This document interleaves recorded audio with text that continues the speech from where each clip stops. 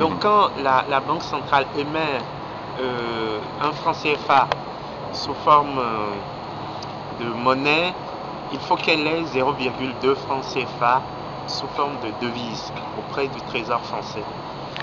Et c'est la condition de la garantie du taux de change fixe entre le CFA et l'euro. Et ce qu'on constate à l'heure actuelle, c'est que la Banque centrale ne couvre pas à 20% l'émission monétaire, mais à plus de 110%. Donc ça veut dire qu'il y a de l'argent qui pourrait servir à financer la croissance dans la zone UEMOA, qui n'est pas du tout mobilisé, qui est au niveau du Trésor français, parce qu'on se dit il faut qu'on ait le plus possible de réserves de change pour garantir notre émission monétaire. Alors on se demande à quoi sert l'assurance du Trésor français, puisque nous couvrons à plus de 100% notre émission monétaire.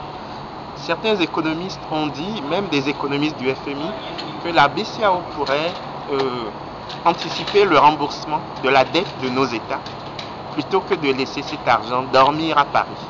Certains peuvent même suggérer l'utilisation de cet argent pour financer les fonds régionaux dont nous aurions besoin. Le fonds coton par exemple, le fonds régional de développement agricole.